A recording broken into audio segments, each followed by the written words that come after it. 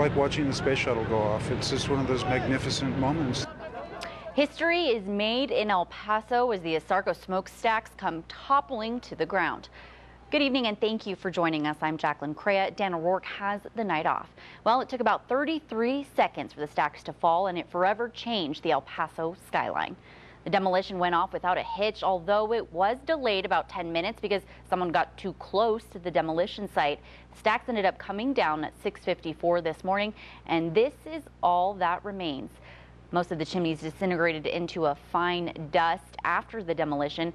That dust quickly spread, blanketing I-10 and parts of El Paso, but site trustee Roberto Puga says that was expected despite the 500,000 gallons of water that was used to mitigate the dust. The misters did do their job. You know, the job of the misters was to minimize the dust cloud, to minimize the amount of dust that got beyond the borders of the property. And again, our goal was that whatever got off didn't exceed standards.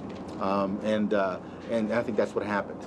That gray dust was concrete from the stacks. Puga says it was tested prior to demolition to ensure there were no dangerous metals being released into the air. No debris left the property and area roads reopened earlier than expected. News Channel 9's Kagan Harsha watched the stacks come down from a media staging area about 4,000 feet away. He begins our team coverage tonight with a look at some of the VIP guests who got to watch the demolition up close. The day began just like any other Saturday, but change was in the air. I'm the luckiest person I know who gets to take pictures. Martin Stupich was the first to arrive for the demolition. He showed up at 3:40 this morning. The Albuquerque-based photographer first started taking pictures of the stacks 3 years ago. It's terribly exciting. I mean, no matter how you cut it, it's great. And it's a moment no one will forget. Just like trees in a hurricane, the towers toppled over. El Paso's mighty giants, a part of the landscape no more. I thought it was very cool. I thought it was amazing. I'm glad I got to see it today. And just how it felt really in slow motion. The significance of the moment wasn't lost on 11-year-old Jack Nyland and his younger brother Judge. The boys got to watch history in action from the VIP viewing area, thanks to their mother Courtney Nyland and El Paso City Council rep. I realize how special this is. I know that this is probably a once-in-a-lifetime opportunity just to see something go down like this. Now that the stacks are down, a new chapter in El Paso's story begins. But thanks to photographers like Martin Stupich, history will not be forgotten. It's like watching the space shuttle go off. It's just one of those magnificent moments that you get to sometimes experience. A magical moment now recorded for future generations to see. Many El Pasoans were planning on watching the smokestacks come down at Mount Cristo Rey, but this morning crews decided it would be too dark and dangerous to allow that to happen, so only our media was allowed for people to go up to the top of the mountain. Organizations were originally planning to allow people up the mountain at their own risk for a $5 fee.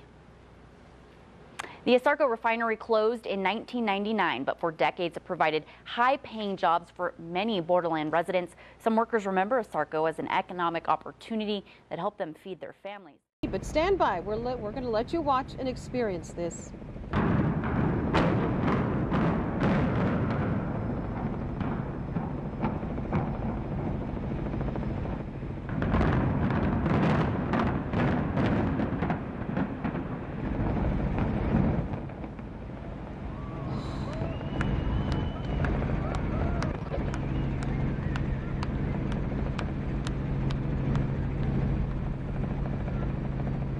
Dust, debris, and changes in the air, folks. 34 years of El Paso history gone in less than 20 seconds. Where City Hall once stood will rise a $50 million ballpark, a ballpark that is expected to be completed by this time next year.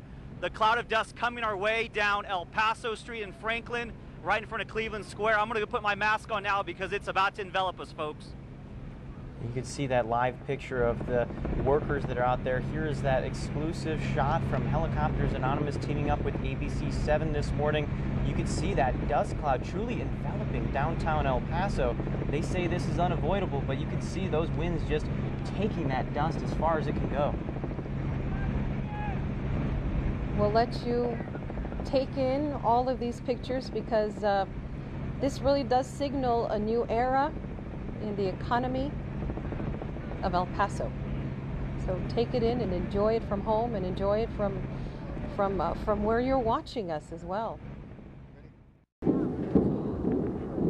From high atop Scenic Drive, Juan Garza takes pictures of Knott City Hall crumbling down. I wanted to come out here to take pictures of the event, showing, you know, the dispersal patterns of the dust. And most importantly, what may be contained within that dust. Basically what happens is you have a concrete dust. That's what the building's made out of, concrete. And concrete has a lot of silica in it, and that's toxic to human health.